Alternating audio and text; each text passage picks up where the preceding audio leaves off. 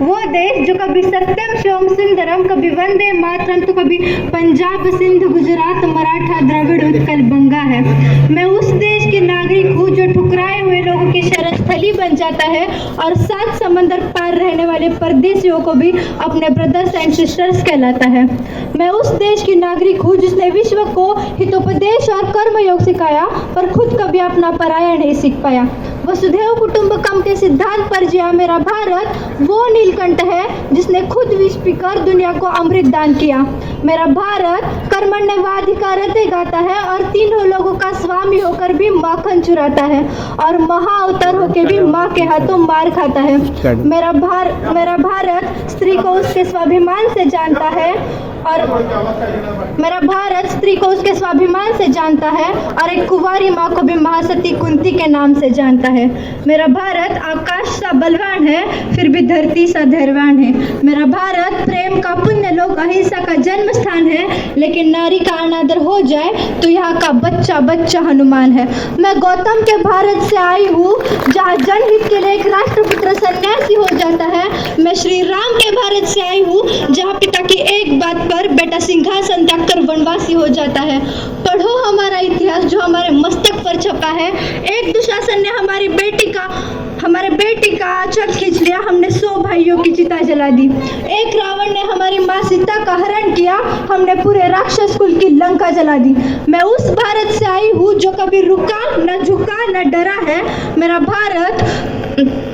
भारत वीरता की वसुंधरा है और शुरुआत में अपना परिचय इसीलिए दिया क्योंकि प्रणाम करके परिचय देना हम भारतवासियों की परंपरा है। हमारे प्रेरणा स्रोत स्वामी विवेकानंद जी कहते थे कि अगर मुझे 100 ऊर्जावान युवा मिल जाए तो मैं इस देश की दशा व दिशा दोनों बदल सकता हूँ। ऐसे में हम तो 60 करोड़ है, हमारे लिए क्या कठिन है, बस आवश्यकता है सच्चे राष्ट्र प्रेम की। मुझे तो इसमें कोई आशंका ही नहीं कि हम सब देशभक्त हैं, लेकिन हमारा राष्ट्र प्रेम कहीं ना कहीं पीछे पड़ जाता है और सच्चा राष्ट्र प्रेम करना है तो हमारे आदर्शों का अनुकरण करें।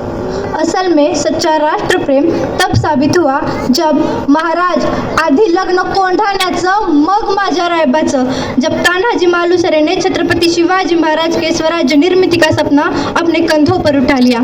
सच्चा राष्ट्र प्रेम तब साबित हुआ जब राजा लाख मेले तरी चालतील पण लाखांचा पोशिंदा जगलाच पाहिजे, जब बाजीप्रभु देशपांडे ने स्वराज्य के लिए अपने प्राणों की आहुति दी थी। ये राष्ट्र प्रेम कोई बहुत बड़ी संज्ञा नहीं है, ये तो सिर्फ नेशन फर्स्ट सेल्फ लास्ट की एक भावना है।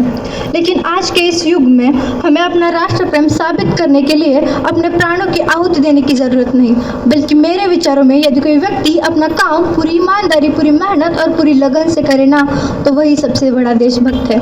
जैसे कि स्वामी विवेकानंद जी कहते थे कि हम युवा मिलकर इस देश की दशा और दिशा दोनों बदल सकते हैं, बस जरूरत है ये जानने की कि हम क्या कर सकते हैं। अध्यात्म जानने वाला युवा शास्त्रों का प्रचार करे, शास्त्र से परिपक्व युवा सरोजिनी नायडू बनकर भारतीय संस्कृति को विदेशों में परिचित करे, तकनीक जानने वाला युवा अब्दुल कलाम बने, NIT IIT से पढ़ने वाले छात्र नासा के लिए नहीं अपितु इसरो के लिए काम करें। हम हॉकी क्रिकेट कबड्डी तो खेले पर भारत के लिए, और यदि कोई हेमा दास दौड़कर नारी सशक्तिकरण का उदाहरण देते हुए स्वर्ण पदक जीते तो वो भारत के लिए जीते। हमारे गांव का युवा आगे है और देश हित में नीरज चोपड़ा जैसा भाला फेंके, रचनाएं ऐसी रची जाए कि साहित्य का नोबल भारत को प्राप्त हो। हम शिष्टाचार यूं अपनाए कि जापान से पहले भारत का नाम हो। पर्यावरण संरक्षण के साथ अतिथि देवो भव की भावना को जागृत करने की आवश्यकता है और आज सिंह की गर्जना की भांति नेतृत्व क्षमता के साथ युवाओं को आह्वान करना चाहूंगी कि उठो जवान देश की वसुंधरा पुकारती, उठो जवान देश की वसुंधरा पुकारती, ये देश है पुकारता, पुकारती माँ भारती, पुकारती माँ Bharti. Today on this platform, I, the daughter of India, say that when all of us, including you, make effort together, then our country will progress. राजनीति में युवा नेतृत्व कभी हकीकत हुआ करती थी जो आज बस बयानबाजी बनकर रह चुकी है। जब तक हमारे देश का युवा दिल्ली की सड़कों को टायर की काली से राख करता रहेगा, जब तक हमारे देश का युवा हिंदू मुसलमान के नाम पर जल रही कट्टरता की आग में झुलसता रहेगा, जब तक हमारे देश का युवा खालिस्तान पाकिस्तान जैसे नारों का समर्थन करता रहेगा, जब तक हमारे देश का युवा शिक्षा को महत्व देने की बजाय बुर्का पहनकर आने या ना आने पर भगवे और बुरखे में लड़ाइयाँ करवाता रहेगा, तब तक युवा नेतृत्व की बात मुझे बस बयानबाजी लगती है।